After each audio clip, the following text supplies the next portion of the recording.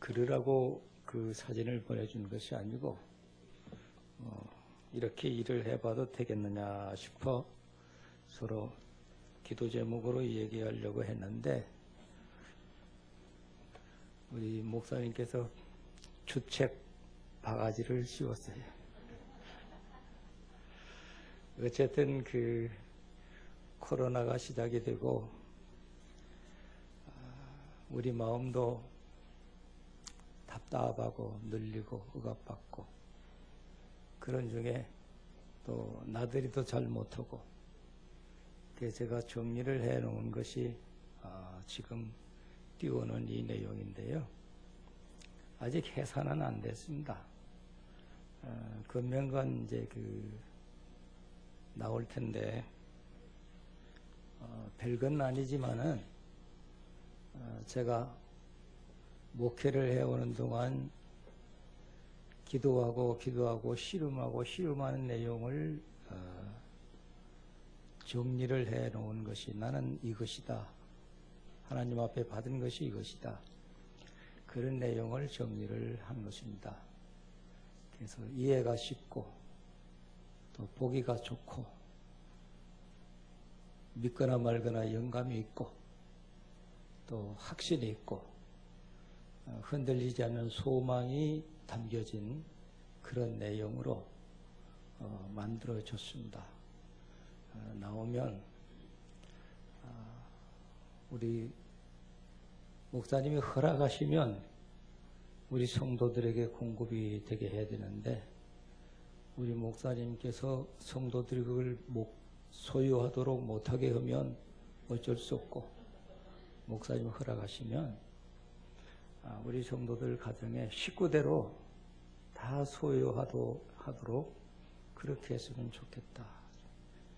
왜 그러냐면은 성경 다음으로 놓고 여러분이 집안에서 읽고 한 페이지 또 묵상하고 또 한 페이지 넘어가고 그렇게 만들어졌거든요.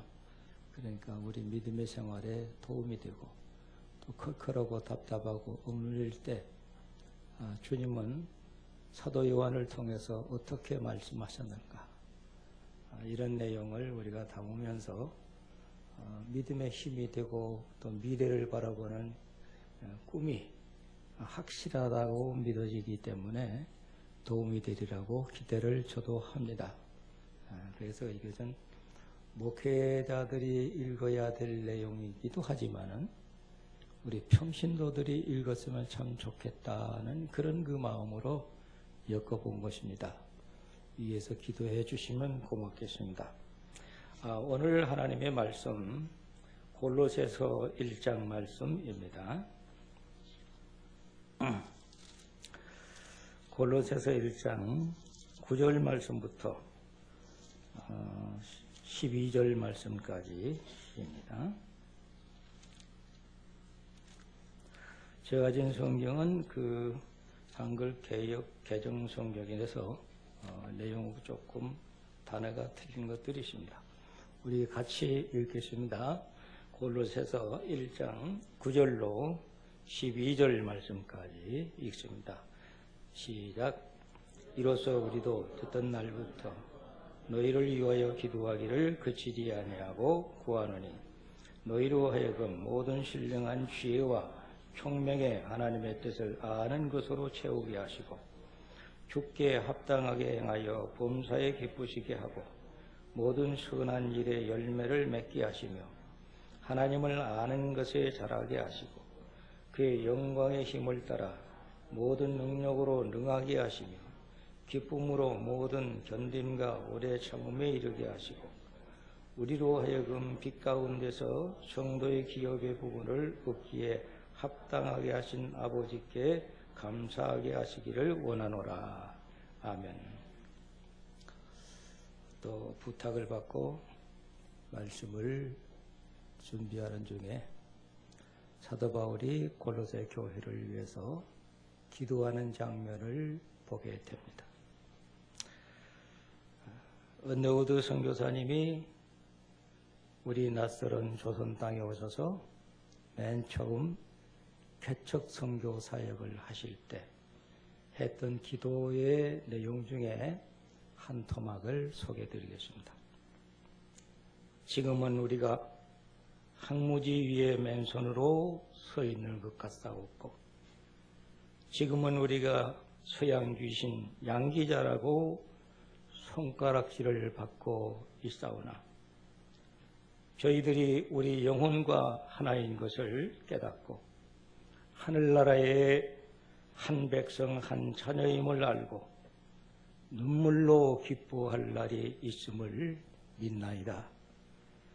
지금은 예배드릴 예배당도 없고 학교도 없고 그저 경계와 의심과 멸시와 현대함이 가득할 곳이지만 이곳이 머지않아 은총의 땅이 되리라고 믿습니다.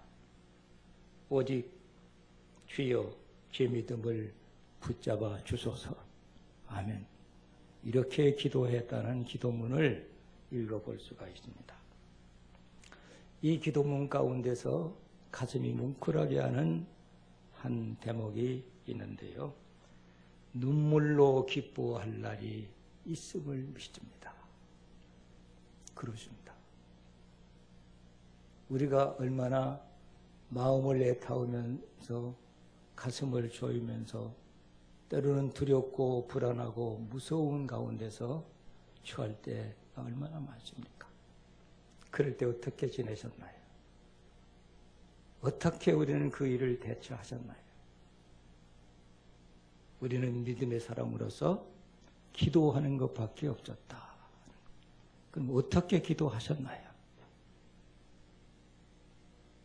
저희 감정으로는, 저희 느낌으로는, 저희 고백으로는 눈물이 아니면 기도할 수가 없었다.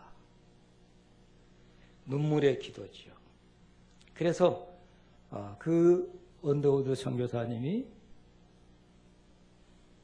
처음 조선 땅에 와서 선교의 개척을 하는데 얼마나 힘들고 얼마나 어렵고 얼마나 고통스러웠겠습니까? 그러나 미래가 보이는데 이 백성들이 예수 믿고 우리의 영혼과 자신들의 영혼이 하나 되고 한마음 되고 한 하나님의 자녀가 되는 그런 기쁨이 있을 날을 믿습니다. 그 기도가 보통으로 해줬겠습니까? 얼마나 피눈물 나는 그런 간절함으로 기도를 했을 터인데 그 기도가 이루어져서 한국 땅이 복음화되어서 세계적으로 복음 선교가 가장 잘 되는 나라 중에 하나가 한국이었었다. 그렇게 알려지고 있지 않습니까? 오늘 성경 말씀 가운데 사도 바울은 또 어떤 심정으로 기도했느냐? 말씀을 상고하면서 보면 정말로 뜨거운 심정으로 하나님 앞에 기도하는 사도 바울의 태도를 볼 수가 있습니다. 그래서 우리 그리스도인들은 기도를 한다. 기도를 한다. 여기 골로새서 1장 3절의 말씀을 보면은 우리가 너희를 위하여 기도할 때마다 그렇게 말씀을 시작합니다. 골로새 교회를 생각합니다.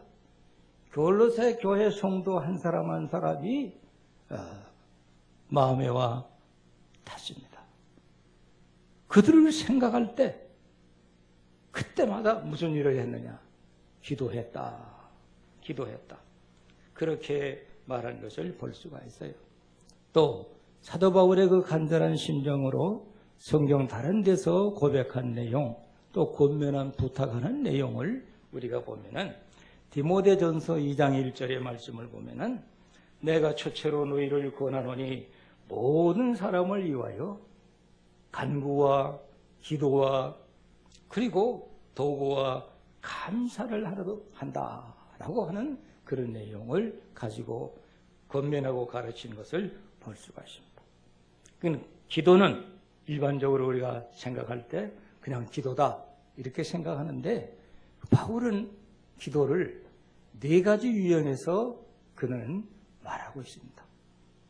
간구가 있고 기도가 있고 또 도구가 있고 그리고 감사의 기도가 있다. 그렇게 말을 하고 있죠. 그러면 이 간구라고 하는 말은 무슨 말이냐 하면은 데시스 헬라 말, 죄송합니다만은 이 뜻을 우리가 이해해 볼 때에 이 단어를 들어보는 것이 필요하다고 생각합니다. 데시스라고 하는 말은 무슨 말이냐 하면은 찾고 묻는다. 그럼 우리가 기도할 때 하나님 앞에서 하나님, 내가 무엇을 기도해야 됩니까? 기도할 내용을 찾아야 되는 거죠. 그것이 올바른 기도 중에 하나입니다. 그리고 기도를 할 때 하나님 앞에 먼저 물어보는 것이죠. 뭐 이렇게 물어볼 수 있어요. 하나님, 내가 이렇게 기도해도 되겠습니까? 그렇게 물어보는 거죠. 또 우리가 기도하는 내용 자체가 하나님께 묻는 거 아닙니까? 그렇게 기도하는 것인데 이 말을 영어에서는 번역하기를 supplication이라고 번역을 했습니다. 탄원한다. 그런 그 내용이라고 이해를 하면 되겠습니다.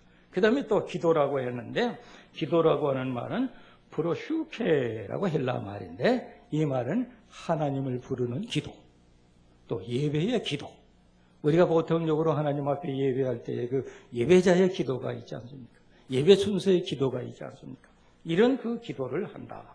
경배의 기도. 이런 기도를 우리가 이해하면 되겠습니다. 그 다음에 도라고 하는 말은 엘룩스라고 하는 말인데 이 말은 중보하며 중지하며 기도한다. 그럼 우리 기도 생활 속에서 내가 다른 사람을 위해서 다른 사건을 위해서 놓고 기도하는 내용이 그 중보하며 기도한다라고 하는 그런 내용인데 도구한다라고 하는 그런 말이죠. 또 마지막으로 감사. 일반적으로 이 감사는 감사의 축제. 우리 받은 은혜 생각할 때. 그러니까 기도는 어떤 의미에서부터 시작하는 것이 가장 기도가 잘 되고 기도가 또 우리에게 은혜가 되고 기도를 통해서 우리의 기쁨이 되고 즐거움이 넘치냐? 감사시요. 감사. 어떻게 감사를 하겠습니까? 나 예수 믿게 해주신 거 감사하고 나를 많은 사람 가운데서 택해 주신 거 감사하고 오늘 우리 오전의 말씀에도 그렇잖아요. 하나님께서 예레미야를 어떻게 했어요? 선택하셨다. 부르셨다. 사명을 주셨다. 그리고 세상에 나가서 일을 할 때에 두렵고 떨지 마라. 무서워하지 말라. 내가 내 입에 말씀을 주셨다. 이런 그 하나님의 역사를 생각할 때 얼마나 감사합니까? 감사하다. 그래서 우리가 모든 생활에 있어서 하나님께 감사로부터 시작하는 그런 그 기도의 생활이 기도가 잘 될 수 있다는 거죠. 또 성경 다른 데서 이렇게 바울이 소개를 했어요. 기도에 대해서. 에베소 6장 18절의 말씀을 보면은 모든 기도와 간구를 하되 항상 성령 안에서 기도하고 이를 위하여 깨어 있어 구하기를 항상 힘쓰며 여러 성도를 위하여 기도하라. 그래 우리가 서로 중보하며 기도한다는 것이 얼마나 귀한 일인가. 그리고 데살로니가전서 5장 17절에 말씀하기를 쉬지 말고 기도하라. 쉬지 말고 기도하라. 우리가 그럼 맨날 예배당 안에서만 살아야 되겠다는 그런 생각을 갖기십시오. 그런데 우리가 꼭 이 말을 오해하면 안 됩니다. 교회당에 와서만 기도해야 기도가 되냐? 그래야지요. 근데 어떻게 그럴 수 있어요? 그럼 교회당에만 오면 장사는 언제 하고 농사는 언제 짓고 일은 언제 하려고? 그렇죠? 그래 우리는 항상 쉬지 않고 기도할 수 있어요. 자동차를 타도 기도할 수 있고 버스를 타도 기도할 수 있고 김성자 권사님 저 농장에 가서 탁 땀을 흘리고 일을 해도 기도할 수 있고 어떻게 기도하겠어요? 이거 심으면 하나님 이거 열매 잘 맺게 해주세요. 이거 뿌리 잘 내리게 해주세요. 우리가 항상 언제 어디서든 무슨 일을 하든지 기도한다. 제가 신대원 다닐 때 공부를 하는데 김희보 박사님이 있어요. 그 총신대 총장을 지내신 분이신데 그분이 강의를 해요. 그분의 강의를 가만히 듣다가 생각을 하니까 내 느낌에 무슨 생각이 드냐면 그분이 기도하는 시간이 없더라고. 왜 그것을 생각했느냐 하면 아침에 5시에 4시에 일어나서 이제 책을 쓰는 것을 쓴대요. 그럼 적어도 하루에 한 페이지씩을 쓰면은 1년이면 책 한 권을 쓴다. 그런 얘기를 하시면서 아침에 일어나서 작업을 하시는 그 시간들을 쭉 스케줄을 얘기하는데 그 얘기를 듣다 보니까 기도할 시간이 없더라고요. 그래서 제가 손을 들고 물었어요. 교수님, 그러면 기도는 언제 하십니까? 그랬더니 기도 아침에 새벽에 나가 운동하면서 기도하지. 그러니까 새벽에 이제 건강을 위해서 새벽에 일어나서 또 가서 작업하기 전에 운동을 해야 되는데 그 운동한다는 거예요. 운동할 때는 운동하면서 기도한다는 거예요.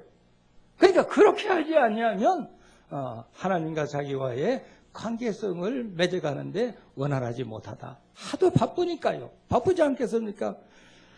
대학교 총장님쯤 지내니까 뭐 경영에서부터 가르치는 일에 모든 분야에 이르기까지 얼마나 힘들고 어려운 일이겠습니까? 그래서 그런 얘기를 들으면서 기도한다는 것이 참으로 우리가 꼭 예배당 안에서만 뿐만 아니라 그렇다고 해서 예배당에 나와서 기도하는 것 등한히 하라는 말이 아니에요. 그래도 이 목사도 좀 늙어서 몸뚱어리가 잘 안 들어주지만 새벽에도 일어나서 새벽 기도 하잖아요. 쉬지 않고 기도를 합니다. 쉬지 말고 기도하라. 언제 무엇을 위해서 기도할 것인가? 오늘 말씀 가운데 9절에 있는 말씀을 보면은요. 9절의 말씀. 이로써 우리도 듣던 날부터 너희를 위하여 기도하기를 그치지 아니하고 고하노니 너희로 하여금 모든 신령한 지혜와 총명이 하나님의 뜻을 아는 것으로 채우게 하시고. 여기 말씀을 생각해 보면 참 재밌어요. 우리가 뭔 날부터? 듣던 날부터. 기도를 그때부터 했다. Since the day. 시작하는 날이, 시작한 순간이 있었다라고 하는 말입니다. 또 너희를 위하여 What to you? 너희를 위해서 내가 지금 기도한다. 골로새 교회를 위해서 기도한다. 기도하기를 Praying for you. 기도를 한다. 너희를 위해서 기도한다. 또 재밌는 말은 뭐냐면 그치지 않았다. 뭘 그치지 않았다는 겁니까? 기도하는 것을 그치지 않았다. 그러면서 하나님 앞에 지금도 너희를 위해서 골로새 교회를 위해서 기도한다라고 그렇게 가르치고 권면하고 있는 것을 우리가 볼 수 있습니다. 우리가 기도하는 내용에는 다양하지요. 우리의 삶의 현실이 다양하니까 닥치는 일이 각양각색이니까 처지가 각양각색이니까 아픈 때도 있고 괴로운 때도 있고 고통스러운 때도 있고 불안한 때도 있고 두려운 때도 있고 무서운 때도 있고 힘들 때도 있고 이런 그 기도의 내용이 얼마나 다양합니까? 그런데 오늘 말씀에서 가르치고 권면하는 것은 복잡한 그런 내용의 기도가 아니고 바울이 골로새 교회를 위해서 기도한다라고 말한 것을 우리가 깨닫게 됩니다. 그래서 그가 기도할 때에 얼마나 간절함으로 기도했는가를 생각하는데 심령이 뜨거워지는 가운데서 기도했다. 시작과 끝이 동일하다는 것을 우리가 깨닫습니다. 너희에 대한 소식을 듣던 그 순간부터 내가 기도하기를 중간에 기도하다가 중단한 것이 아니라 끝나는 순간까지 또 그러면 시작과 끝이 마음이 동일한데 즉 기도에 대한 책임성을 가져야 된다. 참 안타까운 것은 아까도 우리 목사님 그러잖아요. 오후에 기도 인도할 사람이 없어서 교회 나오실 분은 많은데 기도 인도하실 분이 없어서 참 우리 마음 아파야 돼. 마음 아프게 깨달아야 돼. 왜 우리 대표해서 앞자리 나와서 기도할 수 있는 분이 없을까? 왜 그처럼 무겁게 생각할까? 왜 그처럼 자신감이 없을까? 뭡니까? 기도한다는 내용을 포기한다는 겁니까? 기도하는 것 자체를 우리가 무시한다는 것입니까? 아니죠. 여기 말씀 가운데 참 재밌는 말씀을 발견해 볼 수 있어요. 12절에 있는 말씀을 보면은 우리로 하여금 빛 가운데서 성도의 기업의 부분을 얻기에 합당하게 하신 아버지의 감사하기를 원하노라. 기도의 내용이 뭐라고 그랬어요? 성도의 기업의 부분을 얻기에 합당하게 한다. 기업이 된다는 것이, 기도 자체가 기업이 된다는 것이. 그러니까 우리가 모든 사람들이 다 소규모나 큰 규모나 기업을 하지 않아요. 우리가 기업, 사업이 물건만 만들어내고 어떤 그 생산품만 만들어내는 게 기업이 아니고, 우리 그리스도인들은 무엇에서부터 기업이 바른 기업이 되어야 되느냐? 기도가 기업이 되어야 하는 줄로 믿습니다. 기도예요. 그래서 기도하는 것이 우리 책임성 있는 그런 믿음의 마음. 교회 와서 교회를 대표해서 기도했습니까? 자신이 기도하는 그 일이 교회를 통해서 이루어지기를 간절히 바라는 그 책임성이 있어야 돼요. 그 기도하는 내용을 포기할 수 없고, 그 기도해놓고 한번 지나가는 거 끝내지 말고, 그 기도가 열매로 이루어지는 그날을 바라보는 책임성이 우리에게 중요하다고 하는 것입니다. 그래서 바울은 골로새 교회를 위해서 기도하는데 얼마만큼 책임성 있는 그런 믿음의 마음을 갖고 기도하느냐? 9절과 10절에 있는 말씀을 보면은 같은 단어를 보는데, 아는 것이라고 하는 두 단어를 봅니다. 근데 안다고 하는 것도 두 가지 유형에서 달라요. 9절에서 말씀은 하나님의 뜻을 아는 것으로 채우라 라고 말합니다. 그 다음에 10절에서는 하나님을 아는 것으로 자라게 하라. 이 말씀이 다르다고 하는 거예요. 그러면 채우게 하라고 하는 말은 무슨 말입니까? 안다고 하는 것은 정확하고 올바른 것, 확실한 것에 도달할 수 있는 그런 내용의 의미를 가르치는 것이 아는 것이라고 하는 것인데, 근데 사도 바울이 골로새 교회에 대한 소식을 접할 때에 두 가지 면이 있습니다. 한 가지는 마음의 기쁨과 감격과 감사가 넘쳐나요. 고린도 교회에 대한 소식을 들을 때 너무 기쁘고 너무 감사하고 너무 기뻐요.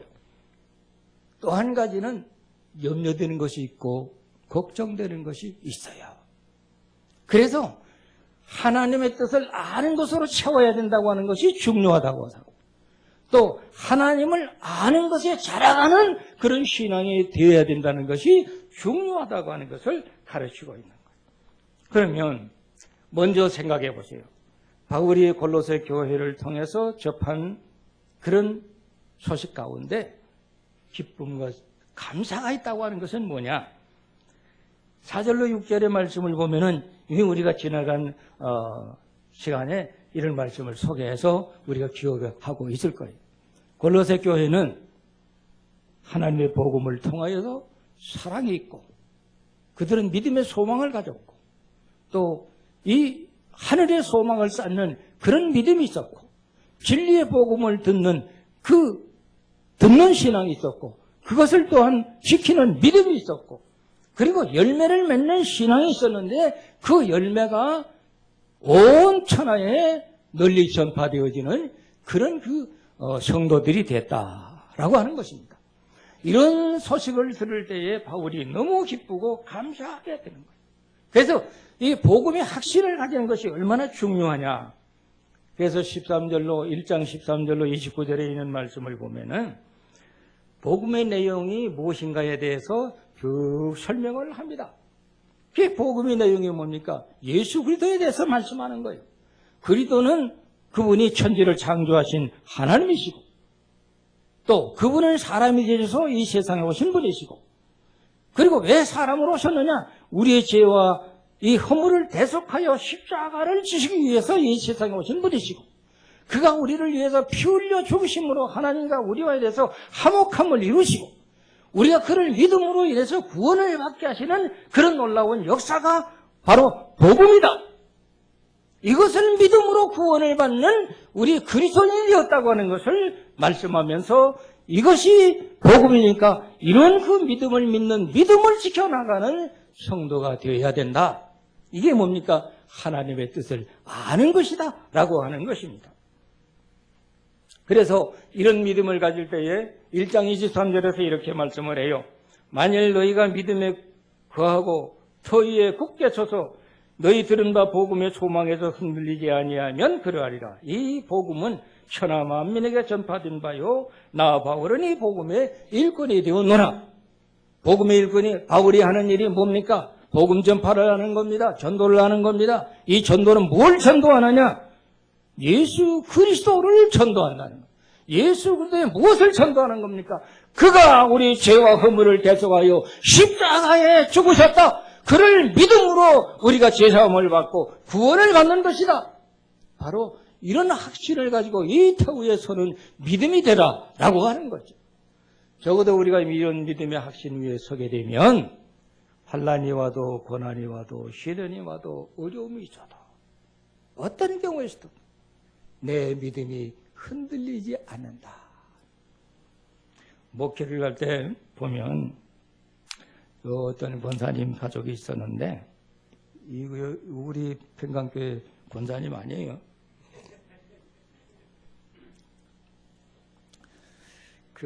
이분들 부부가 간혹 스트라이크를 일으켜서 좀 싸우는 것 같아요. 언제 싸우냐? 남편의 이제 본가의 집이 예수를 안 믿어요. 그러니까 제사를 지내는 거야. 그러면 이 제사 지내러 가가지고 좌우간 제사 지낸 것 문제 때문에 티격태격 하다가 이제 쌈박질 하는 거예요. 부부가 싸우고 나면 한 2주일은 교회를 안 나와요. 행사처럼 꼭 그러더라고. 그래서 교회 또 주일날 교회 안 보여서 그래. 왜 저분이 그럴 뿐이 아닌데 교회 왜 안 나온가. 알고 보면은 틀림없이 싸웠어요. 싸우는 거 자기들끼리 싸웠지 하나님 앞에 싸웠습니까? 그러니까 자신들이 인간이 행하는 그 일 때문에 하나님 앞에 예배마저도 잃어버리고 빼앗기는 거. 우리 믿음의 생활사는 그거 아니에요. 둘이 아무리 박이 터져서도 하나님 앞에 주일 지키는 주일 지켜야죠. 예배 드린 건 예배 드려야죠. 그러다 보면은 또 변화되고 새로워지고 그것까지 없어지는 일이 되니까요. 그래서 바울이 전한 복음, 예수 그리스도의 십자가의 보혈을 믿는 그 믿음의 터 위에 흔들리지 마라. 그러면 가난이 와도 집안이 망해도 사업이 끝장이 나도 그건 관계없는 거예요. 하나님 앞에 믿음에서 흔들릴 수가 없는 거예요. 그런 믿음 위에 서 있다는 것에 대해서 얼마나 감사한지 또 그 믿음을 지켜나가는 골로새 교회 성도들이 되라고 간곡하게 부탁하는 것을 볼 수가 있습니다. 이것이 하나님의 뜻을 채우라는 거예요. 하나님의 뜻이 뭐냐? 하나님이 사람이 되어 세상에 오셨고 인간이 되어 오셨고 그가 고난을 당하셨고 십자가에 죽으셨고 그러므로 인해서 우리 인간을 죄에서 구원하시고자 하는 것이 하나님의 뜻이라고 말이에요. 그런다면 개인적인 하나님의 뜻, 역사가 있어요. 바울이 사도가 된 거, 하나님의 종이 된 거, 복음의 일꾼이 된 거, 그건 하나님의 뜻이죠. 우리 개인 한 사람 한 사람은 불러주시는 모든 것도 하나님의 거룩한 뜻 속에 있는 거란 말이지요. 그래서 우리가 하나님의 뜻을 깨달을 때에 여러 가지 우리 직면하는 그런 생활 형편 속에서도 하나님의 뜻이 어떻게 우리 가운데 일어나고 있는가를 우리가 잘 알 수가 있는 겁니다. 근데 또 한 가지 걱정스럽고 염려스러운 건 뭐냐면 이분들이 믿음 위에 바로 서 있지 못하면 믿음이 흔들리고 믿음이 오염되는 잘못된 신앙에 빠질 수 있다. 이 골로새 교회를 위해서 바울이 편지를 쓰는 내용의 가장 중요한 부분입니다. 특히 골로새서 2장의 내용을 읽어보면은 걱정스럽고 염려스러운 일들을 주의하라고 하는 그런 내용을 기록하는 것을 볼 수가 있어요. 그게 뭐냐면 유대교 사상입니다. 또 율법주의 사상입니다. 그리고 의식주의 사상입니다. 영지주의 사상입니다. 우리가 성경에 읽어보면 초대교회에서부터 이미 영지주의가 범람하면서 이 모든 성도를 아주 매우 혼란스럽게 만드는 그런 그 신앙생활이 되게 만들었어요. 또 천사숭배에 빠지는 겁니다. 금욕주의에 빠지는 겁니다. 헬라 철학 사상 속에 빠져들어가는, 동방의 그 신비 종교에 빠져들어가는 겁니다. 이런 그 혼합주의 사상으로 젖어들어가기 때문에 이 골로새 교회가 매우 혼란스러워져 가고 있는 그런 그 현실을 보게 된 것이죠. 이런 일들이 자칫 잘못하면 이단 사상으로 빠져가게 되고, 이런 이단 사상에 빠져들어가게 되면은 예수 그리스도의 복음이 복음되지 못하는 그런 그 문제가 발생하기 때문에 이를 경계하는 것입니다. 물론 골로새 교회뿐만 아니라 바울이 쓴 서신은 로마서부터 저 히브리서까지를 인정하면 바울이 썼다고 보는 것인데요. 그 내용 중에 모두가 다 이런 부분을 지금 경계하는 그런 내용으로서 이 서신들을 쓰는 그 이유가 있습니다. 그러니까 우리가 성경을 볼 때에 우리가 자세히 살피면서 잘 읽어봐야 우리가 무엇을 경계해야 되고 무엇을 삼가 조심해야 우리가 복음이 복음되게 하는데 해를 당하지 않는다는 것을 우리가 깨닫게 되는 것이죠. 그래서 복음이 무엇인지를 알아야 되는 것이고, 또 이런 것들을 잘못 사용하게 되면, 잘못 우리가 접하게 되면 보배로운 이 믿음이 오염되어지는 그런 결과를 초래할 수 있기 때문에 삼가하라고 가르치는 내용을 볼 수가 있어요. 이 골로새서 1장 9절 하반절의 말씀을 보면은 너희로 하여금 모든 신령한 지혜와 총명의 하나님의 뜻을 아는 것으로 채우라. 신령한 지혜와 총명. 총명이라고 하는 것은 뭡니까? 영어 성경에서는 이 총명이라고 하는 단어를 번역하기를 어떻게 번역했느냐 하면은 understand. 잘 이해하고 잘 깨닫는데 이르는 그런 신앙이 되라. 우리가 성경 말씀을 보면은요, 자칫 잘못하면 자신도 모르는 사이에 자꾸 오염되어서 복음이 복음적인 신앙생활이 되지 못하는 가운데 빠지게 되는 예가 많이 생겨날 수가 있어요. 어쩌면 지금 우리도 그런 이 단계에 접어 들어가고 있는지 모릅니다. 그러면서 나 자신도 그걸 모르는 거예요. 그걸 깨닫지 못하는 거예요. 잘 이해하지 못하는 거예요. 하나님 말씀을 잘 이해를 못한다는 말입니다. 엉뚱하게 생각하는 거예요. 그래서 하나님의 뜻을 아는 것이 얼마나 중요한가를 깨우쳐주는 그런 말씀이에요. 그게 하나님의 뜻은 뭐냐? 하나님의 계획이다. 하나님의 계획은 사람의 판단이나 사람의 생각과는 다른 거죠. 네, 하나님의 계획과 하나님의 판단은 사람의 생각과 같은 것이 아니기 때문에, 그래서 하나님의 뜻은 복음 진리를 들으라. 복음 진리를 듣고 이 믿음을 가지고 이 믿음으로 구원을 받는 것이 바로 하나님의 뜻을 아는 바른 신앙이 된다는 거죠. 그래서 골로새 교회 앞에 말씀하는 하나님의 뜻이라고 하는 말은 바로 이런 의미에서 이해를 하고 깨달을 수 있는 그런 내용이라고 하는 것을 볼 수가 있어요. 왜 그러냐 하면은 복음을 발견해야 되는데 복음을 발견하지 못하면 예수가 없는 거잖아요. 골로새 교회뿐만 아니라 다른 서신도 마찬가지인데, 골로새서를 우리가 읽어보면 예수라고 하는 단어, 이 대명사 몇 번 나왔는지 여러분 살펴보시면 알 거예요. 몇 번 안 나왔어요. 소개 안 됐어요. 예수라고 한 문자 그대로 예수. 1장에 보면 한 1~2번밖에 안 나왔어요. 그런데 그게 아니에요. 1장의 내용에서 예수라고 하는 말이 몇 번이나 지금 등장하고 있느냐? 거의 40배 이상. 주, 그리스도, 예수에 대해서 한 40배 이상 소개되고 있다는 것을 발견해 볼 수 있어요. 그게 뭐냐? 여러분 보세요. 말씀 가운데 11절에 그의 영광의 힘을 따라, 그라고 하는 이 계기대명사. 그가 누굽니까? 예수의 영광의 힘을 따라 그렇게 기록해야 되는데 예수라고 하는 단어를 그라고 말씀해요. 그럼 그가 누구냐? 헬라 말의 아우토스, 영어에 번역하기를 히스, 그리스도를 말씀한 것입니다. 그러면 쭉 넘어서 1장 내용을 보면은 그라고 하는 단어가 들어가 있는 구절마다 몇 번이나 되는가를 헤아려 보세요.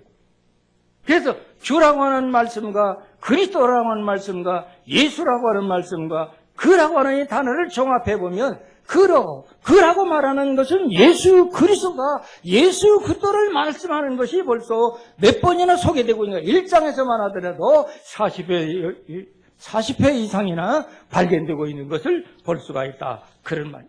그만큼 예수 그리스도를 강조하고 있는 것을 볼 수가 있습니다. 구절구절마다 예수가 아니면 말이 안 되는 거고 예수가 아니면 믿을 것이 없다는 거죠. 그리스도를 믿는다고 하는 것이 그만큼 중요하다고 하는 것을 말씀해 주고 있습니다. 그래서 1장 11절 23절에 있는 말씀을 보면은 예수를 이 세상에 보내신 목적이 있다. 그 목적이 뭐냐? 우리 죄를 대속하여 십자가에 죽으신 이유를 이 사도 바울은 강력하게 강조하고 가르쳐주고 있는 것을 볼 수가 있습니다.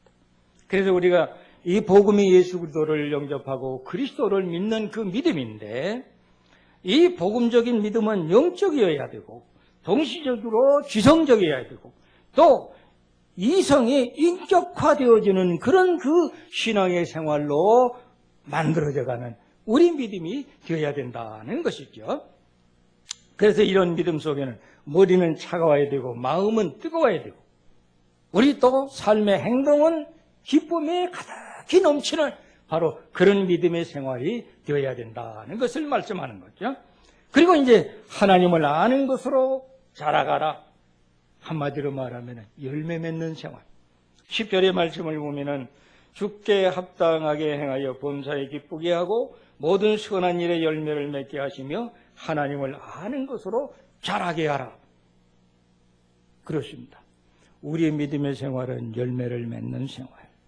그러니까 우리의 믿음의 생활은 열매 맺는 생활인데 다른 사람 앞에 덕되게 보여지고 덕으로 나타나지는 그런 그 믿음의 삶. 그 한마디로 말하면은 우리의 선한 삶의 생활이죠. 성령의 열매를 맺을 때 성령의 열매는 뭡니까? 9가지 열매를 소개되고 있지 않습니까? 사랑의 열매, 희락의 열매, 화평의 열매, 오래 참는 인격적인 인내의 열매, 자비의 열매, 양성의 열매, 충성의 열매, 온유의 열매, 절제의 열매.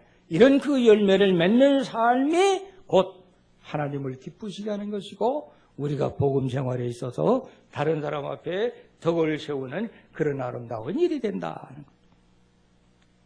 우리가 생각하건대 우리가 은혜를 받고 살지요. 은혜를 받는 그 은혜는 두 가지 면에서 생각해 봅니다. 그 두 가지 뭡니까? 하나님의 뜻을 아는 것. 그게 하나님의 무궁무진한 은혜지요. 예수 그리스도를 통해서 그리스도로부터 우리에게 온 그 은혜. 그게 뭡니까? 예수가 아니면 우리에게 소망이 없잖아요. 예수가 아니면 우리에게 미래가 없잖아요. 예수가 아니면 현재의 축복도 없어요. 현재성도 없는 거예요. 예수 그리스도를 통해서 우리가 얻은 은혜가 얼마나 크고 놀라운 것이냐라고 하는 것입니다. 또 한 가지는 무엇입니까? 우리를 위해서 기도해 주시는 역사, 성령의 역사. 지금 우리가 여기까지 이르게 된 것은 이만큼이라도 우리가 살아가는 것은 뭡니까? 로마서 8장 26절에 말씀을 하셨어요.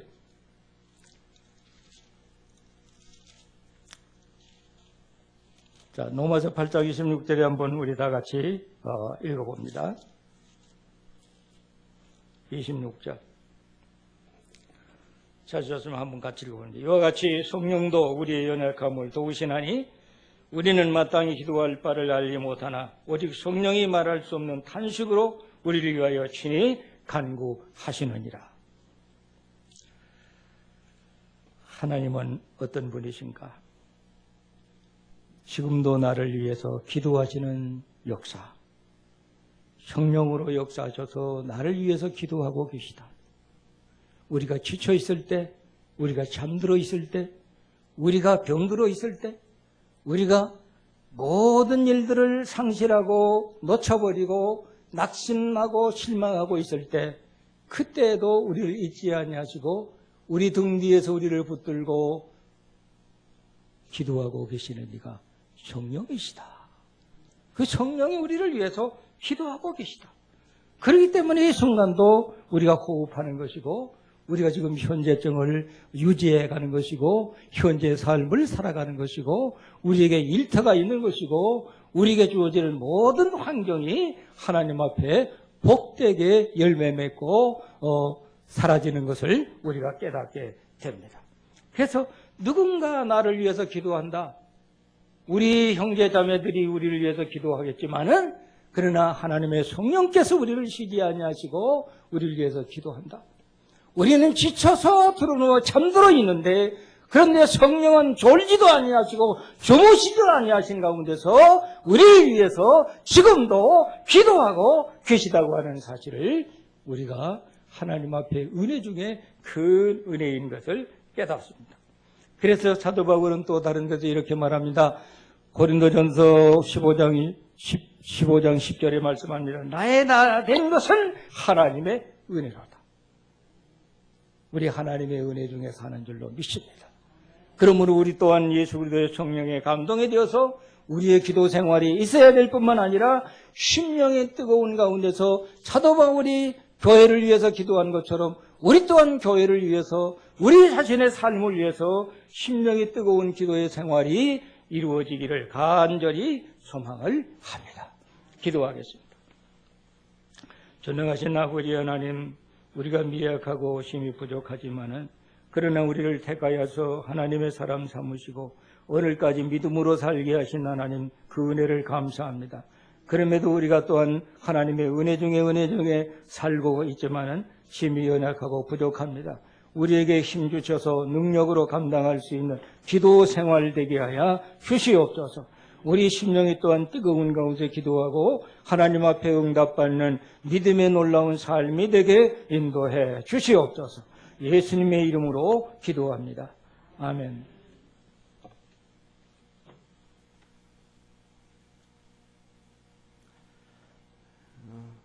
광고 하나 말씀드립니다. 내일 새벽 예배는 8월 월상 예배로 드리고요. 그 다음에 화요일 날은 10시부터 구역별 릴레이 기도 있습니다. 누군가 널 위해 기도하네 찬양하고 우리 목사님 나오셔서 축도하시겠습니다.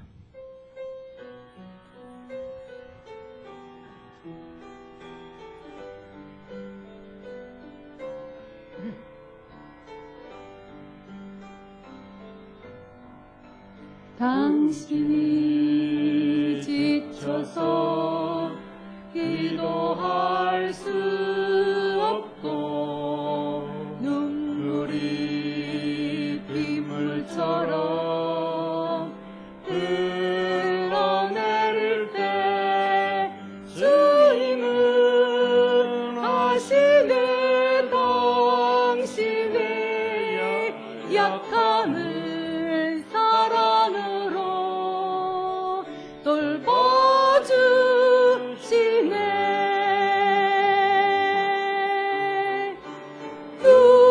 누군가 널 위하여 누군가 기도하니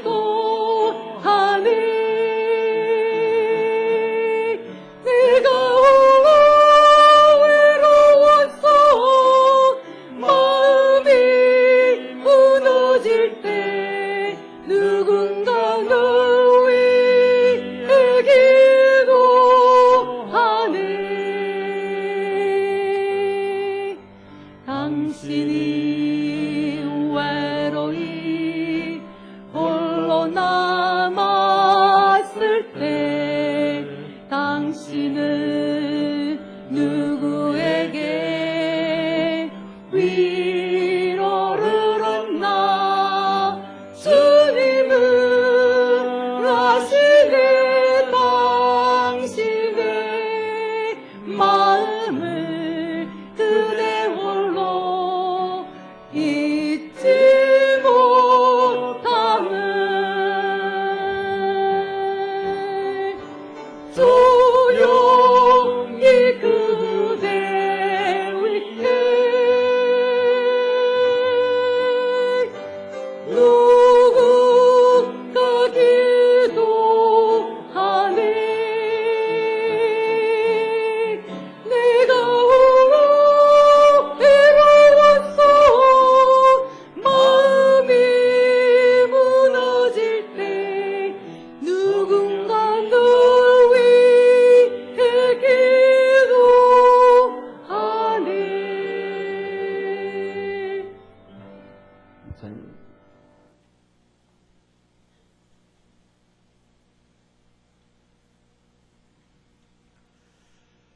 이제는 우리 주 예수 그리스도의 은혜와 하나님 아버지의 무한하신 사랑하심과 성령님의 감화 감동 인도 보호하심의 역사가 주님의 피로 값주어져서 세우신 평강교회와 교회를 위해서 사역하시는 우리 목사님 가정과 그 생활을 위해 그리고 사랑하는 성도들의 가정과 사업장과 일상생활 모든 형편 위에 이 나라의 민족 위에 이제로부터 영원토록 함께 하시기를 간절히 축원하옵나이다. 아멘.